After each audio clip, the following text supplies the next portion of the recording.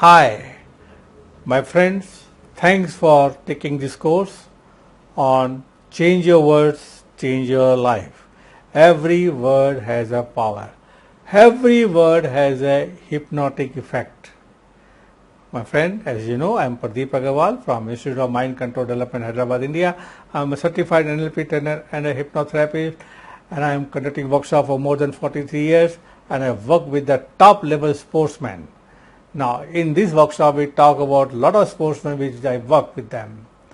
Now, what actually I mean by every word has a power. Now, as a mind coach, mind trainer, because I'm doing hypnosis since 72, we believe in positive thinking, positive talking. Am I right? Now, it has such a powerful effect. I only came to know or realize when I got into sports 101. I was working with a lot of players in the past. Still I am working with a lot of golfers. Now, my friend, I realized something very interesting. Whenever I hear interview of a sportsman about playing a tournament tomorrow or a match, if I hear it, I can tell you what is the end result of this match or tournament. Whether he'll win or lose or it will with struggle, I can tell you by listening to their words. Now, my friend, very interesting thing happened. I was working with a lot of cricketers, a lot of golfers, and I was knowing the power of words, what you need to talk, you need to always say I am the best, and things was changing. And first thing which I was working with the sportsmen or any CEO of the companies also when they come 101, I change their words. The moment I change the words they speak, their life automatically, instantly changes. So I knew about this power of words, and when I got into sports, I really find out some my personal experiences I want to share with you, and that is why I created this course. Now, this course is normally a little bit part of my hypnosis workshop where I conduct. Now, let me tell you what exactly happened. In 2009, I was working with a golfer, Gaganjit Bhular, and before he worked with me, he has not won any tournament, and after that, he started winning tournament after tournament, and he made me famous all over the world. And that particular year, he qualified to play in British Open in UK, a very big tournament. He qualified to play, which the tournament, the qualification round, he won it, and he talked about me, and then he asked me to come with me to where? To British Open. So I went there in British Open, and you all know, whether some of you, those who knows me, they knows me very well, they know that I love books. So I was collecting books, and suddenly I saw there is a bookstall there, and they were selling books. Books on golf. Now, books on golf, I don't know the technique of golf. Suddenly I saw a green color book. This is a book. What is the name? Mental Toughness for Golf. The moment I saw mental toughness, I immediately bought the book, and to my surprise, the author was also standing there because he also came for the golf tournament, and he autographed this book and gave it to me that time. You can see the autograph here. Eh? Now, I bought this book and I didn't find the time to read it. I came back to India, and then I opened this book, and the page number 1, the first chapter, I got 100 times the worth of my money I spent on this book. You will be asking me what it is. Now, it has given a wonderful example about the power of words. Though the book was not written on the power of words, and they were not talking much about power of words, but when I read the book, I realized what happened. Now, my friend, listen carefully. When we talk about words, when you speak something, whether you lie or whether you do truth or whatever you speak, you make pictures in your mind, and pictures get associated with the feeling, and that word and whatever you said get programmed in your subconscious mind, and then automatically your subconscious mind work for you, whatever you have said. So what happened in this page? There was a golf tournament. I want to tell you exactly, listen carefully. There was a golf tournament in 1996 Augusta Masters. Now those of you who don't know about golf is a 4-day tournament, and it is you have to finish in 18 hole, you have to play 18 hole, and you have to finish in 72 shots. Now normally in cricket the plus score we find good, but here the minus scores are better, because you finish less than 72 shots, the 18 hole, it's a minus score, means a good score. The more lesser shots you take, the better your position is. Now what happens after 2 days? First 4 days around 145 to 156 players play, but after 2 days only 65 remains, and rest of them they go back. And in golf it is called cut. So now it is those 3 players play together, but it is a total score, it counted and checked who is winning. Now there is a very interesting incident happened. The golf tournament Augusta Masters was a very big tournament in America, in a PGA Tour. There were 2 players who were leading.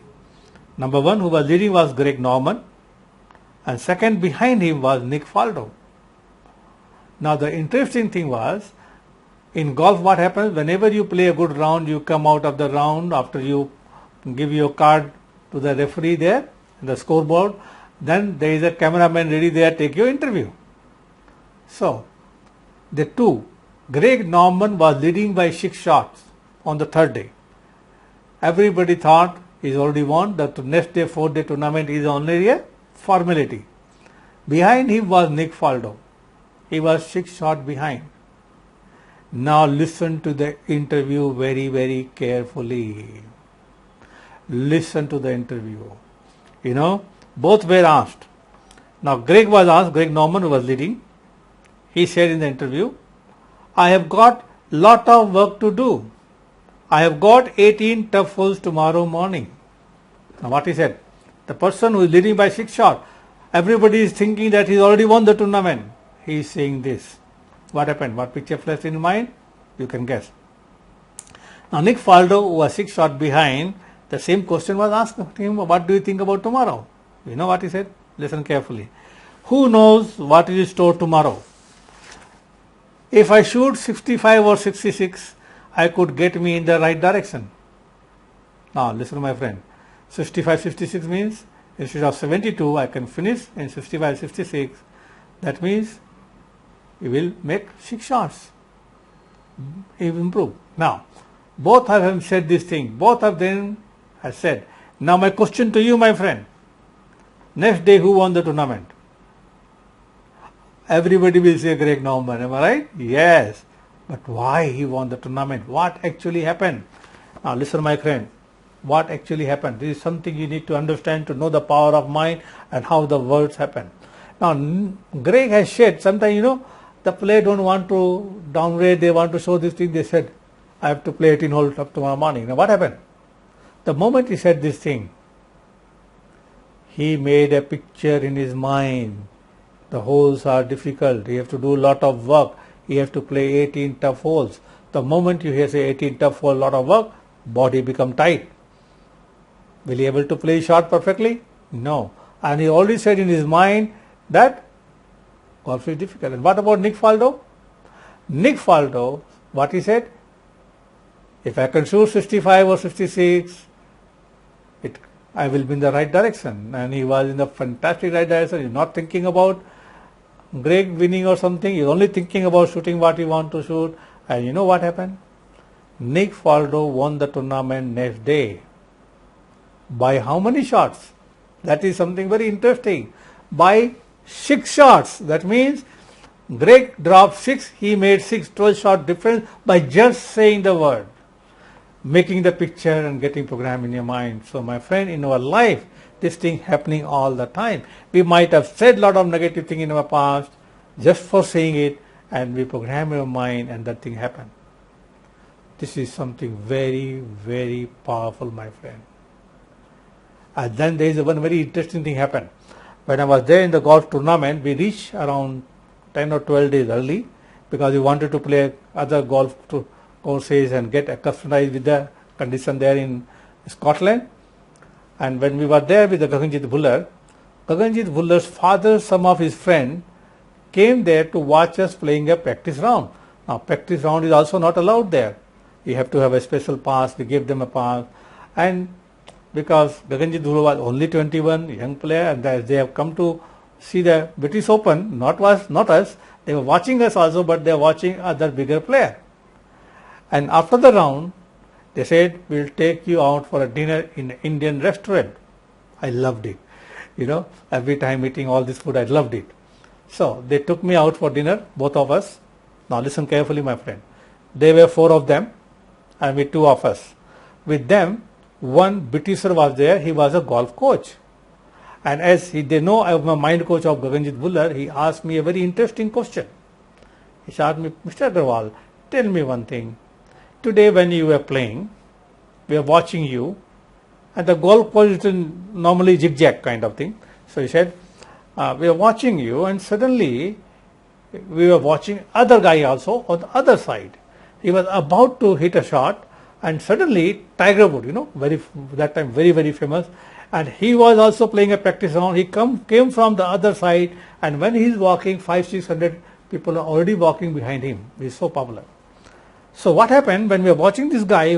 He came to play British Open, and he was about to hit his shot. The moment he saw Tiger Woods, he left his clubs down and stand and watched him playing. Is it good or bad? Is it good or bad? I ask you a question. Is it good or bad? I told him, very interesting question, sir. Now you are playing, this guy is playing a British Open. Am I right? He is already a top player. Now if he's thinking and living his thing, watching a great player is a good thing, but you are in the same tournament, why you left his club and watched? That means you are thinking he is a great player in your mind. Now what will happen? If the final day both are playing together, this guy will be finished, because he already given all his energy to Tiger Woods. He said, you are right, sir. So this is how the mind works. So my friend, then very interesting thing happened. Immediately I started collecting materials, doing lot of exercises, lot of experiments with the people, with the words, and I started doing lot of exercise in my workshop also. At that time I got a very interesting book. You can also get this book if you want it, Amazon.com. The name of the book is Angel Words. Now this book has opened my eyes completely. What this was? Angel Words, visual evidence of how words can be angels in your life. Now what this book did? I bought this book for thinking something else. Now this book, what they have, there is by some very famous trainers, mind trainers, and they were doing some recording on their computers, voice recording. And when you record, the lines goes up and down, and they find out every time when they talk something positive, the positive thoughts comes and the vibrations are different, and when they say negative things, the negative vibrations are totally different. And what they have done a screenshot of all this. They have taken the screenshot of all this, and I was really surprised by seeing the vibrations. I realized everything are words in our life. When we say a word, we make a picture in our mind, and the picture, we attach feeling to it, and that instantly get programmed in our subconscious mind, and sometimes we don't remember what we have said, but it worked. So this is the power of words. As I started doing a lot of research, and I worked with the top players, and there are a lot of examples I am going to give you today on sports. So words are very, very powerful. After doing all the research, I find out how to change the words, how to protect yourself from other people's negative words, because when you hear the word also it have an effect on you. If you hear a negative word, it have an effect on you, whether you are so much, maybe very, very positive or strong. So I've done a lot of exercises and things, and then we did design a wonderful, powerful workshop. And now any sportsman come to me, I first listen to them what they talk, and I know why they are not performing. I'll just give you a small example. I was in England 2 years back. One boy, Indian boy, lives there, born and brought up there. He plays cricket, and now he is basically a fast bowler. He plays for the clubs. So he came to meet me. He said, Mr. Aggarwal, I used to take, and they have a smaller version of 20-20 matches. He said, I used to take 2 or 3 wickets every time, but so many days I am not taking the wicket. I said, okay, close your eyes. And now tell me, you are about to go to bowl, what you are talking to yourself? He said, you should not hit me 4. I should make a ball, so it should not be a full toss. I should change this next time. Just say I am going to take a wicket. This is my wicket. I am going to beat him and take his wicket. See the wicket, bold. Use the word bold. Wicket, wicket, wicket, wicket, wicket. I asked him to repeat this number of times, and then after that he plays 4 matches. He took in all the 4 matches 3 wicket each. It is what you say in your mind, my friend. I'll tell you one more example here before we get to the workshop. I worked with India's top boxer many years back, before the first Olympics. He got a medal. After working with me, he went to Thailand to play a boxing competition, and he used to talk to me every day. Now one day he was very upset when he called me in the morning. I said, what happened? He says, today I am playing with a Thai boxer, and it's a Thai crowd, Thai referee, then they will cheat me in the points. Because that time, that time point was the main thing. So and there is a Thai crowd. His mind was totally focused on losing the match, on points. My goal was to change what he's thinking and change what he's saying. So I asked him a simple question. Is the Thai boxer better than you? His voice changed immediately. No, sir, I am better than him. I said, then why are you talking about points? Knock him down, knock out. Yes, sir, I will knock him down. His voice changed, everything changed, picture changed in his mind. And next day, there was a big crowd, big news in the newspaper. There was a big crowd, Thai crowd. They came with the, drum and everything, that what we call them, to motivate the Thai boxer.